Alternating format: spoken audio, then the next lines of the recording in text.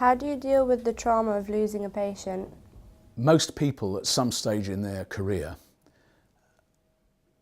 in their medical training have a patient die. Most nurses will experience somebody dying quite early on.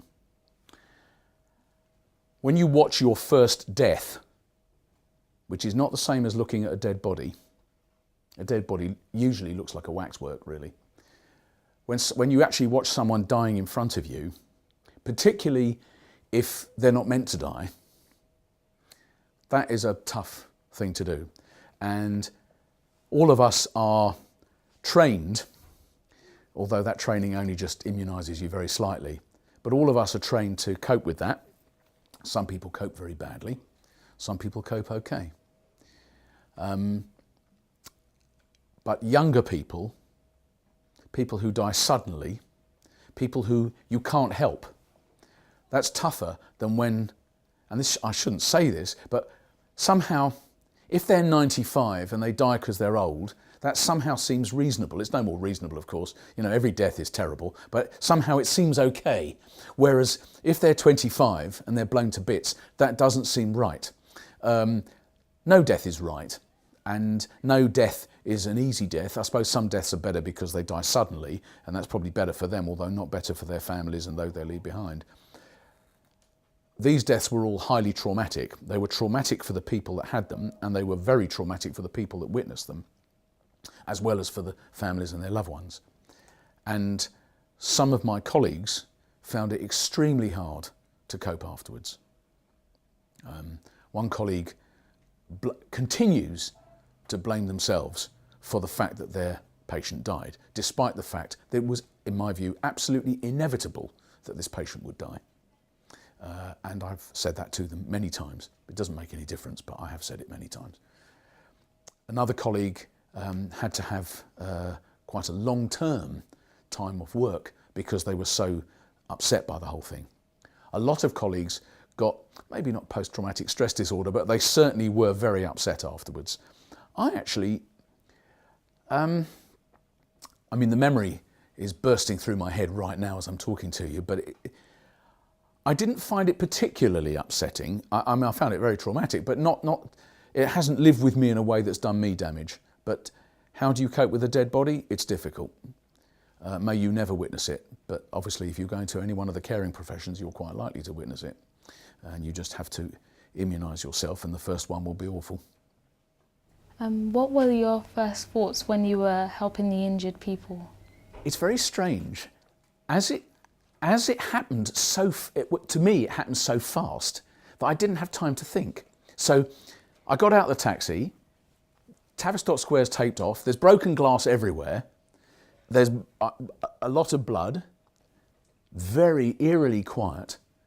There's normally birds, there's a lot of trees around, no birds this time. And my feet are crunching on something, on glass.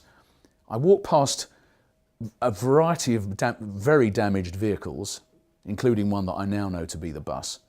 And I'm saying to the policewoman, what do I do? And she's sort of half stopping me going in and then saying, well, actually, you should go in because they need you. I walk through the archway, and within 2 seconds, Peter turns up and says, good, you do this one. So I had no thinking time. The walk from the taxi to walking next to a patient was probably not 10 seconds, maybe, not much more. There was no thinking in that. There was talking time, but no thinking. And as I got to the body, of course, the switch is thrown and you're now a healer and you don't think about, so still not thinking. And then as you're doing things, I mean, the first thing you're trying to do is get a line into this woman's veins. She didn't have any veins. I mean, she was all shut down. So you're so busy doing, you don't think. And most of us have been through the experience of being so busy, we're not thinking. And so I suppose the first thinking came when I looked up and realised somebody I knew quite well was on the other side of the body. And then I said, surely a bomb's gone off, hasn't it? And they said yes. And then there was a further conversation about who we thought it was or what it was about. And then they said, I think there's been some more bombs. Of course there had been, but they didn't know that. And then I said, well, what happened to, where's all the other people? And then there was the conversation with the fireman about, why aren't you saving lives? And the thinking process actually evolved over about an hour when I moved from doing without really any thinking at all to, I was concentrating on the patient. I wasn't really concentrating on anything else at all. You shut out absolutely everything. You almost shut out all the other patients in the courtyard. You almost don't know they're there. And then slowly the enormity of it dawns on you and you look around and think, goodness, there are a lot of people here. And then you realise, hey, there's a lot of doctors here. How come so many? And then I realised there were several other things going on that day, and hence there were so many people. But that thinking doesn't happen at the same time as the doing. So, obviously, when we'd finished, we had a debrief, and all the people who'd been involved, Peter, bless him, realised that we had to get all the people in a room and talk about this because we had to, people had to get used to it. So we raided the kitchen and took every sandwich we could find out of the kitchen. There's only so much cold rice pudding you can eat before you think, maybe I won't have any more. And so we had rice pudding and sandwiches, and probably that way around as well. And then we debriefed and we talked about how we felt, and then people started realising what was going on. And by that time we knew there had been 3 other bombs, and we knew it looked like a terrorist attack, and it clearly changed everyone's perspectives. How has the event had an impact on your life? Every time I walk through that archway, I think about, I stood there, I hung my coat there, I did whatever I did there, on the pavement in the courtyard in the rain. I think about the patients I looked after.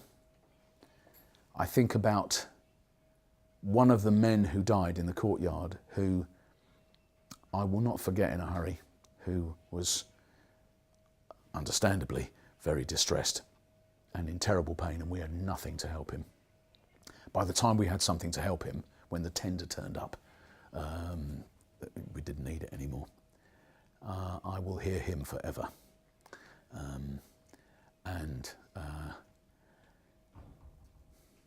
It probably hasn't changed me a huge amount internally, because it was really like being in a casualty 20 times over.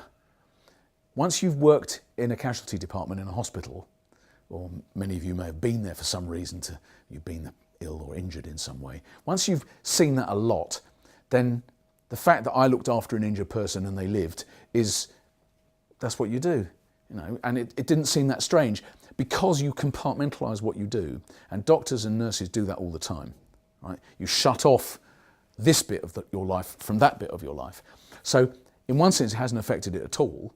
I get up in the morning, I put my clothes on just like I used to, I eat the same food. It briefly made me more determined to go on the tubes and the buses, not less, because I was going to show people I wasn't going to get scared by somebody doing this to us.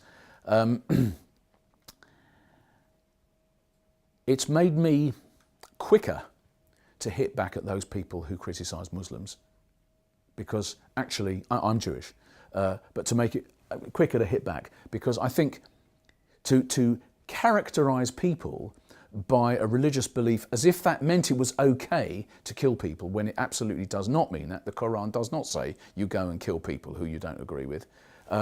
But there's a lot of ways people talk about other people in ways that make a characterisation of them, and I think that's wrong. And I've been quicker to say that since, because I feel I've got some justification in saying it now, because Muslims died as well in 7/7. And they were people. The people who died were people. The people who killed were murderers. They happened to be one particular religion. They could have been a different one. And so that's changed me too. But in the real sense, it's probably walking through the arch. Does it every time. I can walk through the arch, and that's my paving stone. And that will be there forever, I should think. Apart from the isotonic saline solution you mentioned, were there any other complications in terms of hospitals or medication? No. When this kind of thing happens, there's a major emergency plan that happens in any area. The major emergency plans are practiced repeatedly. When I was a casualty doctor in Edgware, when it was a proper hospital, we used to look after the south of the M1 up to Watford. And we used to have to practice in our red dungarees, getting in the special ambulance which was kept at Edgware. And we used to get in the ambulance, drive up to Watford, get out of Watford, take everything out of the ambulance, put it all back. So we used to do that. You had to do it once during the time you were a casualty officer, and then I suppose the next generation did exactly the same thing. And so major emergency plans are practiced over and over again. So when something like this happens, there is a plan. Now, part of the plan was to get specialist equipment in, and the fact is ambulances do not carry the kind of stuff that you need in the volume that you needed it on that day. And so how are you going to get there? The traffic's awful. The helicopter people couldn't land because there was nowhere to put their helicopter down to airlift people to safety. So what they did was they came in a car. I remember making a joke, your helicopter's lost its rotor blades. And they came in the car and they got out of the car and they helped us decide who to do what with whom, but actually Peter had got it all sorted when they got there. And that's where we had the discussion about whether we were going to puncture this woman's chest to let air out of her chest. And we decided we were not going to do that because this was nuts on a pavement in the rain. It took us about 20 seconds to make that decision, but there was a quick debate. No, we're not going to do it. It's too dangerous. And so they and I, because I used to be quite senior as a hospital doctor, and so I went with them and Peter round each patient on the floor to decide who was going to be looked after. What could we have done with? We sure could have done with more intravenous kit, that's for sure, both kit and bags of fluid. We probably could have done with things to tie off bleeding blood vessels. You could argue, what's the point of that? But actually, if you stop someone bleeding to death, at least they'll survive long enough to get to hospital where someone can do something. And I think the key thing is that what's called the golden hour. The first hour after something bad happens to somebody is the time where the quicker you act, the better it is for that patient. So we had one very strange story that happened afterwards. Of the hotel crowd who came in afterwards, one bloke was a police inspector, an off-duty police inspector, who'd been standing on the other side of the road when the blast went off on the bus. And he was just chatting to us, and he described feeling the force of the blast. So I said to him, that's interesting. How do you feel? He said, well, it felt hot at the time. He'd inhaled hot gas. So I sniffed him, and actually he smelt burnt. Now, if you smell burnt when you breathe out, that means you're burnt inside. And that's incredibly dangerous. Firemen all know about it, but non-firemen don't. If you inhale hot gas, tomorrow, overnight, you'll die. You're okay now, but your lungs will fill up with water overnight and you'll be dead in the morning. And it's called blast lung. It's amazingly dangerous, and it normally happens to firemen, all of whom know about it and know to avoid it. But of course, non-firemen don't know this. So this policeman was chatting away and I said, hold on, breathe out again. And of course, he smelt burnt. And we listened to his chest and of course it was clear. And I said, you must go to hospital. Oh, I'm not going to hospital, I'm perfectly okay. And Peter came over and we had a little conversation with him, which ended up with, you are going in an ambulance, you'll die otherwise. And he stayed overnight in hospital and was all right, as it happens. But you couldn't leave him go home because they go home and they die at home. That's the usual story. So you not only need equipment, you also need to know what you're looking for if something were to happen. And this guy, I know he didn't die, but this guy clearly was at huge risk, unknown to himself, because he felt okay. But of course, people with blast lung do feel okay. Have there been any changes to the procedures as a result of the events? There have been several changes. The number of emergency tenders in Greater London has increased to 6 from 4. There used to be 8 once upon a time, but that was a long time ago. The ambulances now have more intravenous equipment, not very much, but a little bit more. There is a proper mini emergency kit at the BMA, although it'll probably never be used, but it's there anyway. It was donated. So that should anything like that ever happen again within range of the BMA, we would have something to use rather than tablecloths, doors and dinner forks. I think those are the significant changes.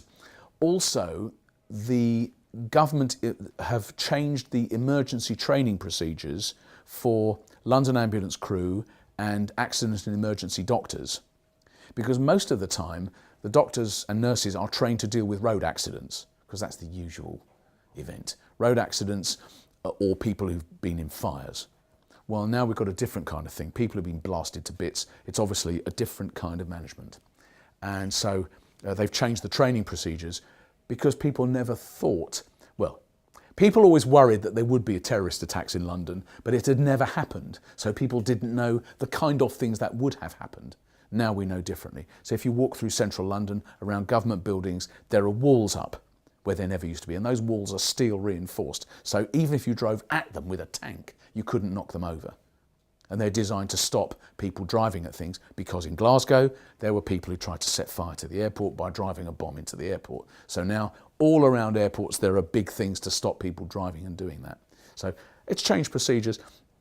The ambulance crews have had some training now in dealing with blast injury and in dealing with explosive trauma, because it's not something they're used to. Other parts of the world, they're used to it. In England, they've not been used to it up to now. How many people would you say you saved that day? 2. The lady who was blown up and the policeman who we stopped going home, although he might have lived anyway. But certainly I wouldn't have wanted him to go home and die in his bed. But the lady, I think, probably. I and the other people helping, it wasn't just me, there were 3 doctors. 3 doctors, the chef, the lady with the coat who held the drip. We did her. There were 15 in the courtyard, of whom 2 died. In my view, both of those deaths were inevitable, bearing in mind the situation in which we found ourselves. Could they have been saved in hospital? No, I don't think so. I don't think it would have made a difference. I mean, clearly they'd have stood a better chance, but they wouldn't have. So there's one person whose name I don't know.